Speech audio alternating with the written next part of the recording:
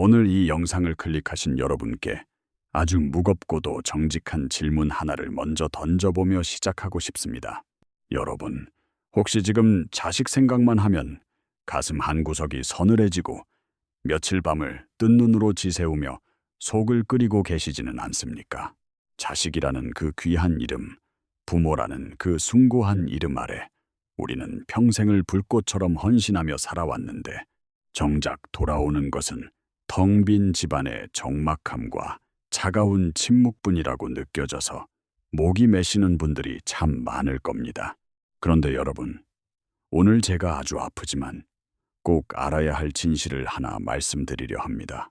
자식에게 서운함을 느끼는 그 짧은 찰나, 그 서운함이 꼬리에 꼬리를 물고 여러분의 밤을 괴롭히는 그 시간들이 사실은 여러분의 귀한 말년을 여러분 스스로 외로운 섬으로 고립시키고 평생 쌓아온 그 귀한 복을 스스로 걷어차고 있는 안타까운 시작점이라는 사실 혹시 짐작해 보셨습니까?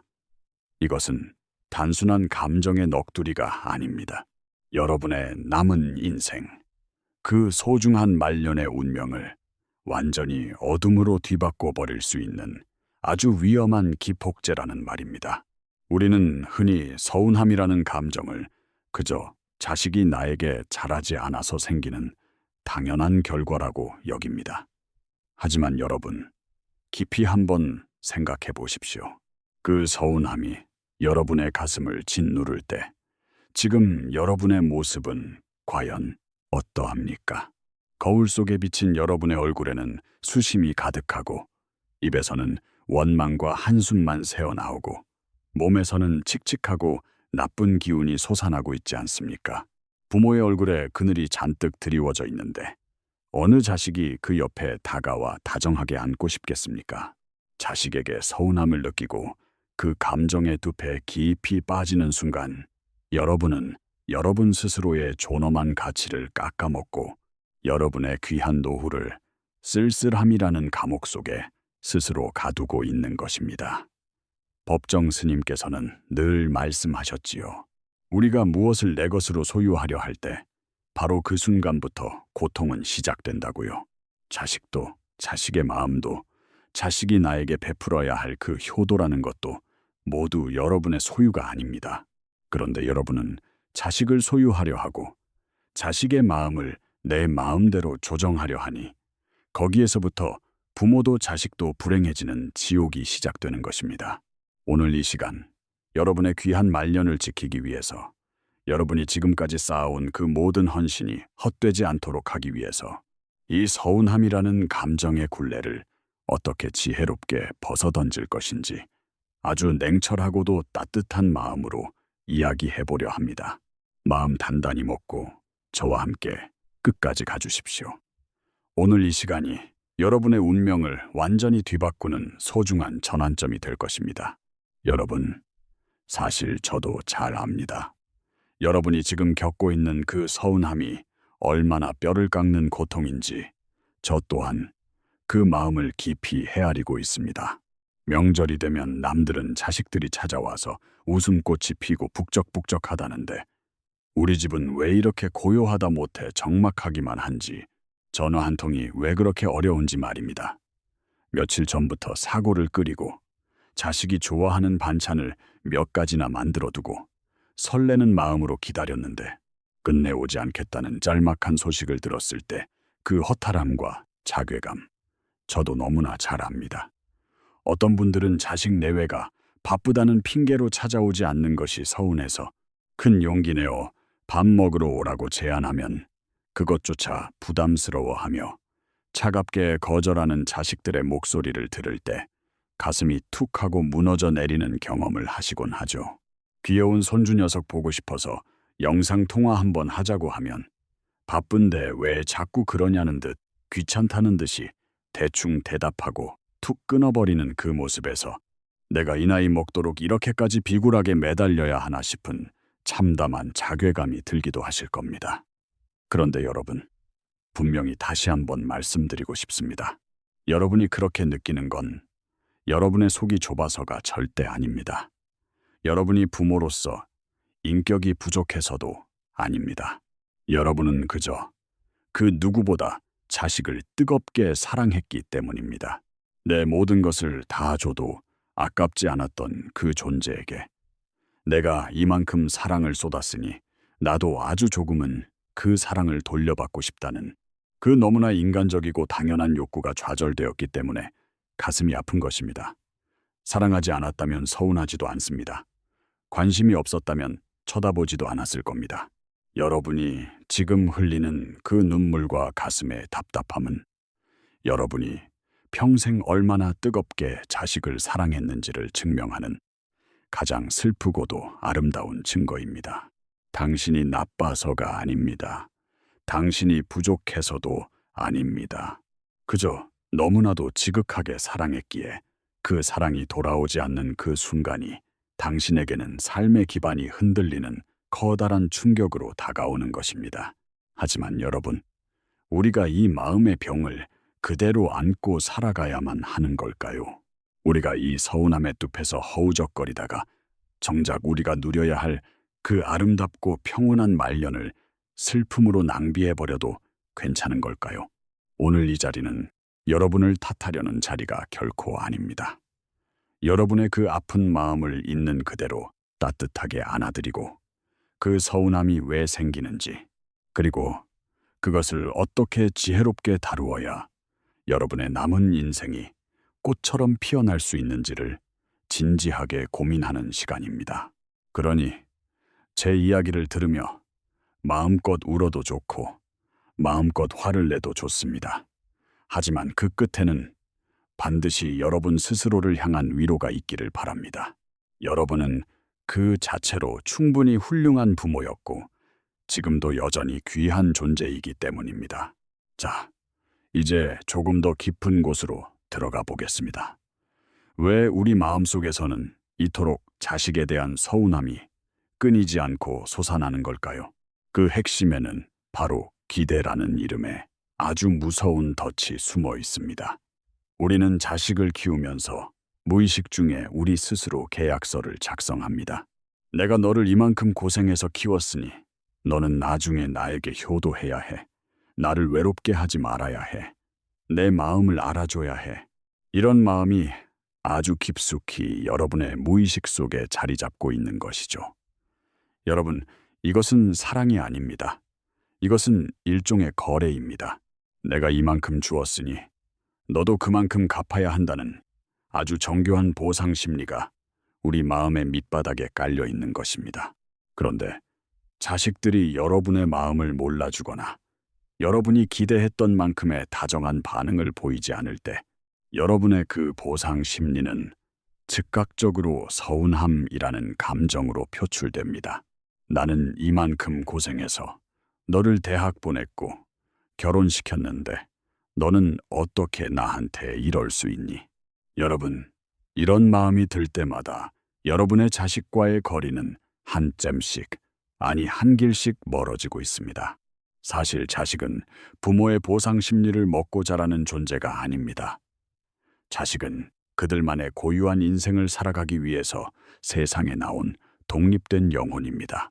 여러분이 준 것은 여러분의 순수한 사랑이지 자식에게 갚아야 할 빚을 지운 것이 아닙니다.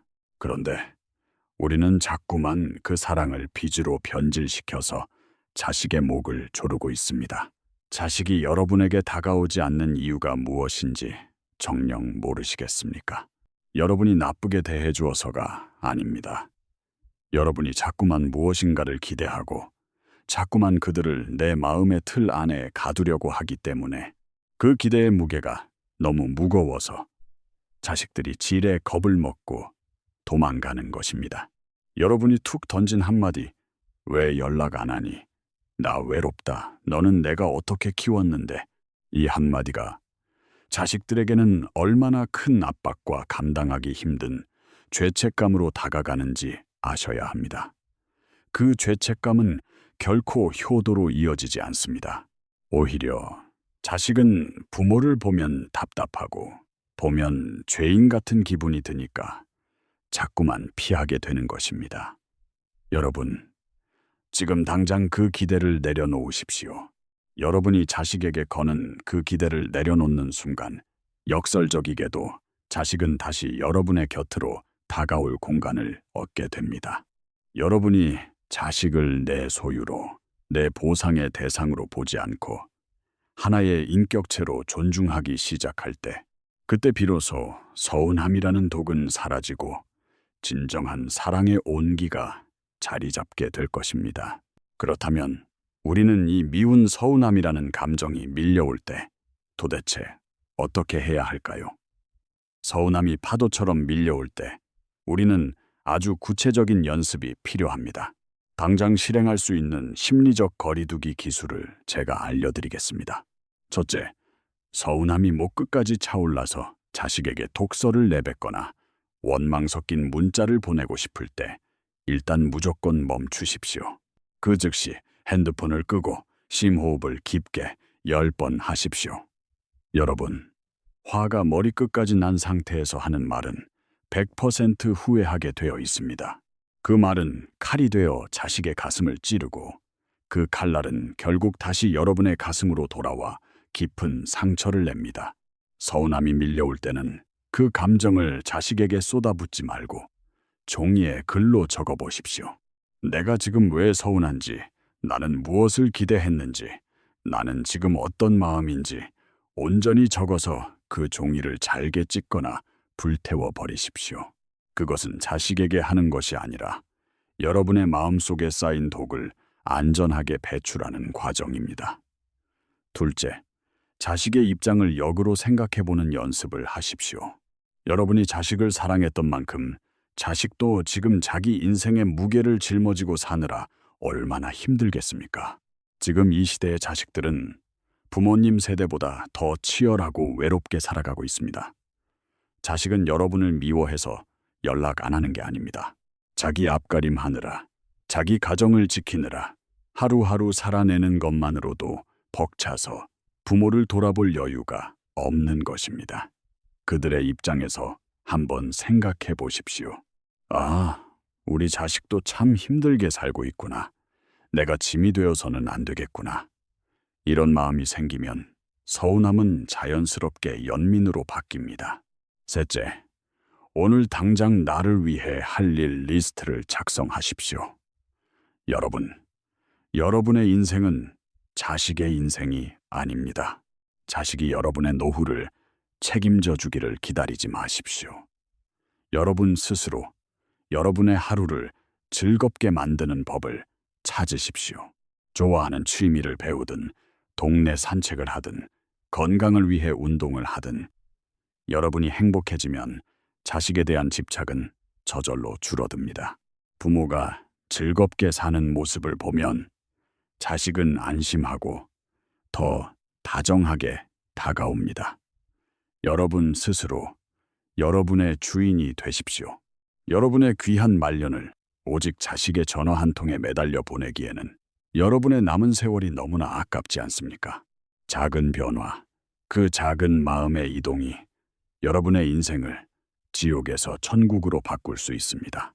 여기 서운함 때문에 자신의 인생은 물론 자식과의 관계까지 모두 망가뜨릴 뻔했던 한 분의 이야기를 들려드리겠습니다. 70대 초반에 김 여사님이라는 분이 계셨습니다. 이분은 정말 평생을 자식만을 위해 사신 분이셨죠. 남편 먼저 보내고 홀로 자식 셋을 키우며 정말 억척스럽게 자신은 돌보지 않고 사셨습니다. 그런데 자식들이 결혼하고 나서부터 김 여사님의 마음은 서운함으로 얼룩지기 시작했습니다. 자식들이 바쁘다는 이유로 한 달에 한 번도 전화를 안 하는 게 서운했고 명절에 찾아와서도 자기들끼리만 이야기하다가 금방 돌아가는 게 서운했습니다. 김 여사님은 그 서운함을 참지 못하고 자식들에게 늘 불평을 늘어놓았습니다. 나 없으면 너희들이 어떻게 살았겠니? 나는 너희들 때문에 이 나이 먹도록 이렇게 혼자 외롭게 산다. 김 여사님은 자식들에게 자신의 외로움을 무기 삼아 자식들을 죄인으로 만들었습니다. 처음에는 자식들도 미안한 마음에 김 여사님을 찾아오기도 했지만 시간이 갈수록 자식들은 김 여사님을 피하기 시작했습니다. 자식들은 이제 엄마 집에 가는 게 즐겁기보다 죄책감과 압박감 때문에 괴로운 숙제가 되어버린 것이죠. 결국 자식들은 연락을 끊다시피 했습니다. 김 여사님은 하늘이 무너지는 것 같았죠. 나는 이렇게 사랑하는데 왜 자식들은 나를 버릴까? 평생을 바친 결과가 이것인가 싶어 죽고 싶은 마음뿐이었습니다. 그런데 어느 날 김 여사님이 우연히 사찰에서 큰 스님의 말씀을 듣게 되었습니다. 당신이 쥐고 있는 그 사랑이 자식을 목졸라 죽이고 있다는 말씀이었죠. 그날 김 여사님은 처음으로 자신의 서운함이 자식에게는 독이었다는 사실을 처절하게 깨달았습니다. 그날부터 김 여사님은 기도를 시작했습니다. 자식이 나에게 잘하기를 바라는 기도가 아니라 자식들이 제발 자기 인생 건강하고 행복하게 살게 해달라는 기도를 했습니다. 그리고 서운함이 밀려올 때마다 스스로를 다독였습니다. 나는 괜찮다. 나는 혼자서도 충분히 잘 살 수 있다. 자식의 연락을 기다리지 말고 내가 먼저 내가 좋아하는 동네 꽃밭을 가꾸고 친구들과 여행을 가고 나를 위해 맛있는 것을 먹었습니다. 자식에게 쏟던 에너지를 오직 나 자신에게 쏟았습니다. 그러자 신기한 일이 벌어졌습니다. 엄마에게 쏟아내던 원망과 부담이 사라지자 자식들이 엄마를 편안하게 느끼기 시작한 것입니다. 1년쯤 지났을까요? 어느 날 큰아들에게서 먼저 전화가 왔습니다. 엄마, 이번 주말에 애들 데리고 갈게요. 그 전화 한 통이 얼마나 달콤했는지 모릅니다. 여러분, 김 여사님이 무엇을 바꿨습니까? 자식을 바꾼 것이 아닙니다. 자식에 대한 서운함을 내려놓고 자기 자신의 삶을 사랑하기 시작했을 때 자식은 스스로 돌아왔습니다. 이것이 바로 서운함을 다루는 가장 지혜로운 방법입니다. 앞선 이야기처럼 서운함을 내려놓는 것은 관계의 시작이지만 우리는 여기서 조금 더 깊이 나아가야 합니다. 여러분이 서운함에 매몰되어 있을 때 여러분은 나도 모르게 또 다른 나쁜 습관 2가지를 반복하게 됩니다. 바로 비교하는 습관과 불안을 자식에게 투사하는 습관입니다. 여러분, 왜 자꾸 다른 집 자식들과 여러분의 자식을 비교하십니까?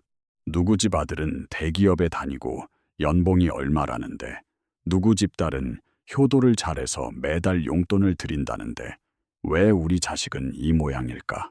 여러분, 비교하는 그 순간 여러분은 자식의 자존감을 짓밟고 여러분 스스로를 비참하게 만들고 있습니다.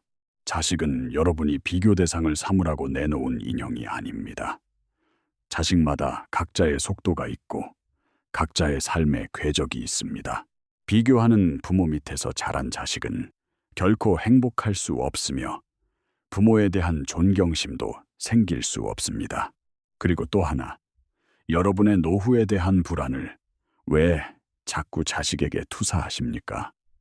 내가 나이 들어서 돈이 없으면 어떡하지? 아프면 누가 돌봐주지? 이 불안을 자꾸 자식에게 내비치면 자식은 부모를 사랑하기보다 부모를 해결해야 할 문제로 인식하게 됩니다. 자식이 여러분을 보면 사랑스러운 부모가 아니라 부담스러운 짐으로 느끼게 된다면 그 얼마나 슬픈 일입니까? 여러분, 자식을 여러분의 소유물로 여기지 마십시오. 자식은 여러분의 보험이 아닙니다. 자식의 인생은 오직 자식의 것입니다. 여러분이 자식의 인생을 간섭하고 자식에게 여러분의 불안과 불행을 책임지라고 요구하는 것은 여러분이 쌓아온 그 모든 공덕을 스스로 깎아먹는 아주 어리석은 행위입니다. 여러분의 말년 복은 여러분의 마음가짐에서 나옵니다.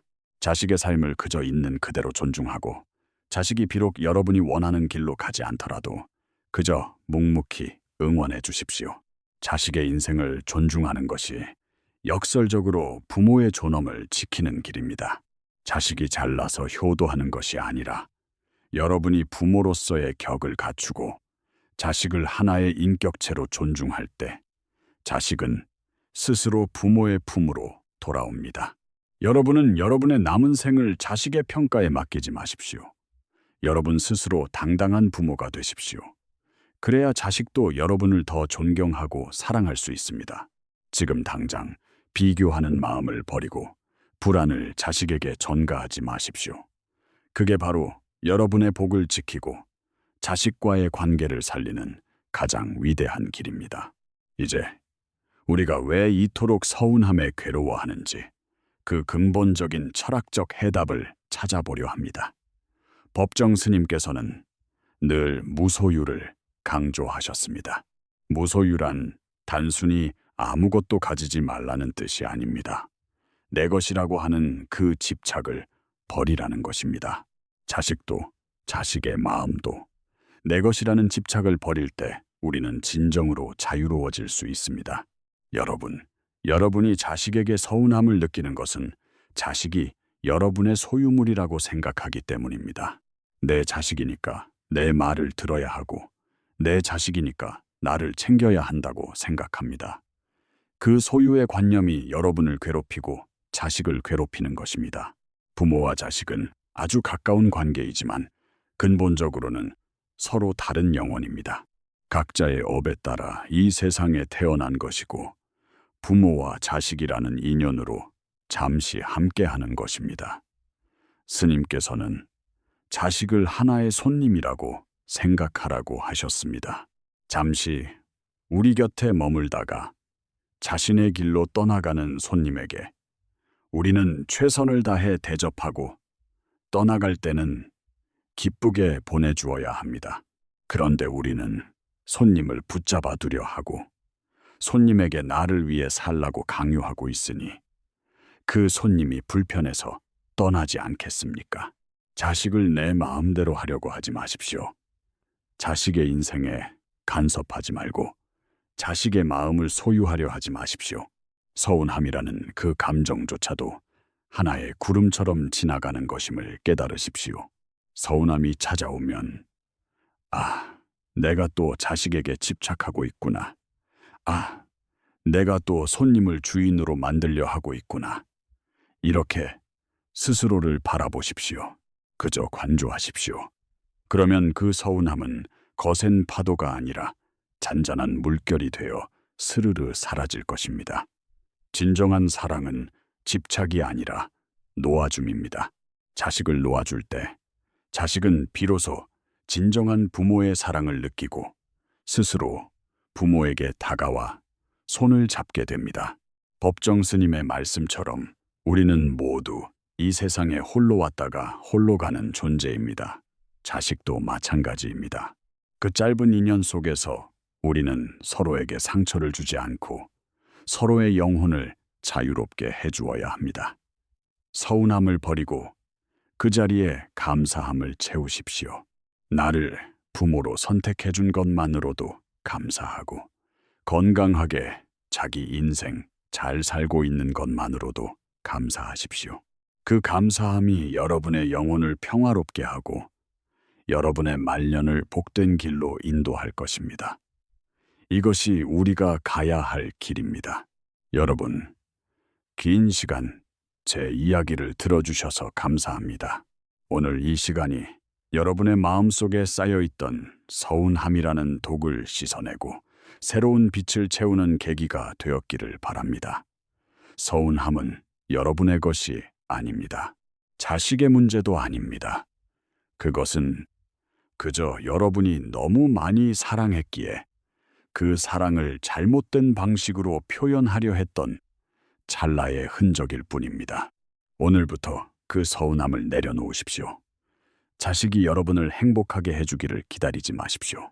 여러분의 행복은 자식의 전화 한 통에 있지 않고 여러분의 마음속에 있습니다.